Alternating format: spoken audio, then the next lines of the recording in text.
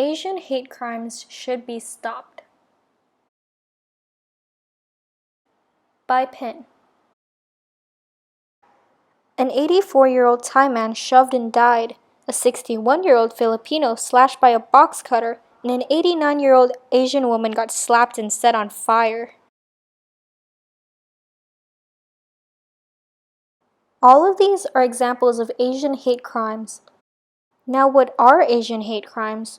Asian hate crimes are acts of physical and verbal abuse as a way to communicate a person or society's hatred of other people looking different than them. These conflicts are influenced by the negative globalization of cultural diversity, which includes stereotypes and racist beliefs. Asian hate crimes has spiked at a 150% increase from 2019 to 2020 at almost 3,800 reports. And it's reasoned with the coronavirus pandemic, which started in Wuhan, China. A clear example of this is an American woman saying, "You're the reason why the coronavirus is here," then spitting at an Asian lady as they crossed the street. Or former President Donald J. Trump, the 45th President of America, tweeting about the coronavirus, but referring to it as the Chinese virus or the Kung flu. His popularity influenced a lot of people to follow his racist comments.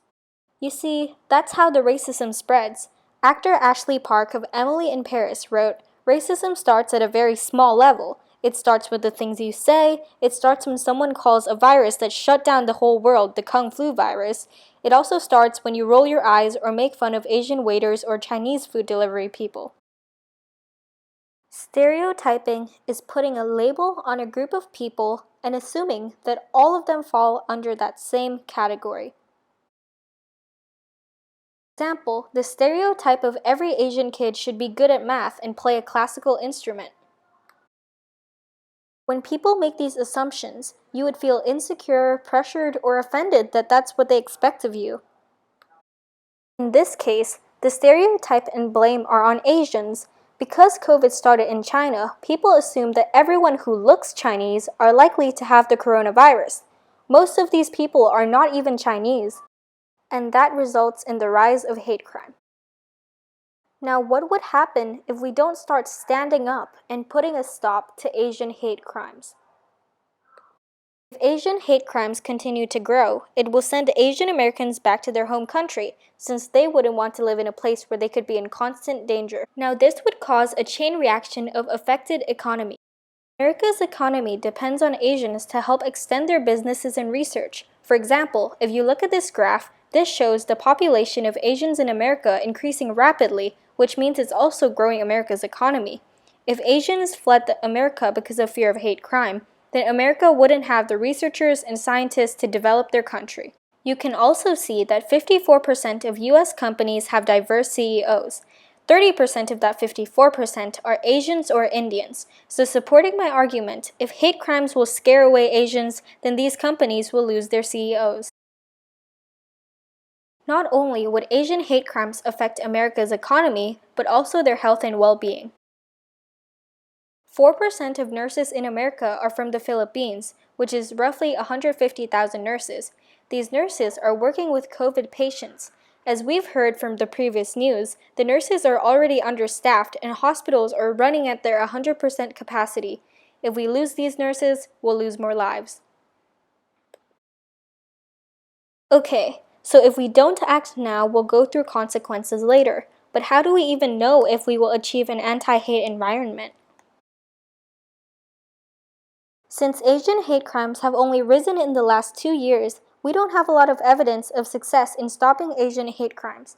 However, we can look at similar excluded groups like the LGBTQ+ community as a proxy.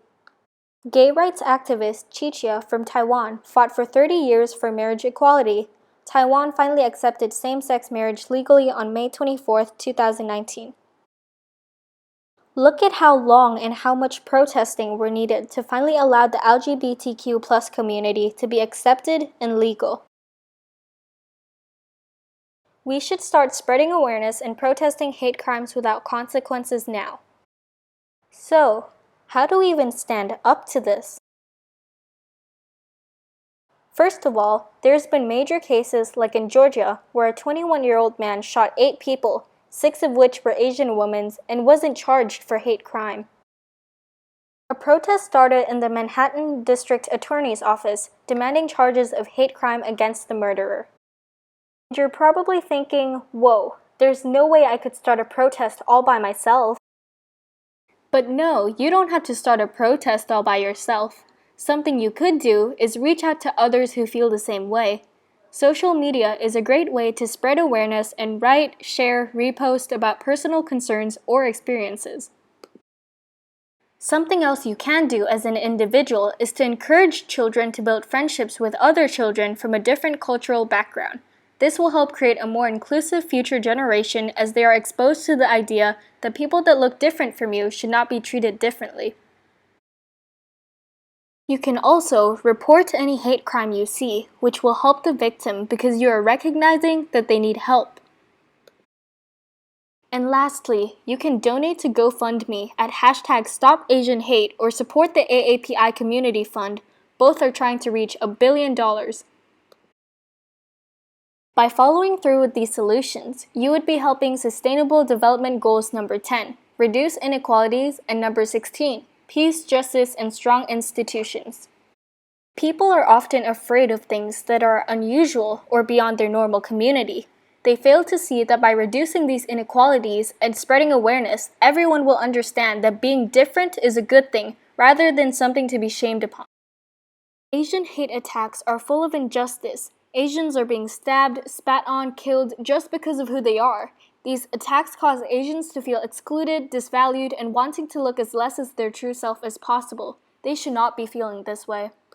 To wrap up, every single person on our earth, no matter where they're from or how they look like, should be treated equally. By stepping up against these acts of hate, we will encourage diversity and work towards a more collaborative and empathetic world.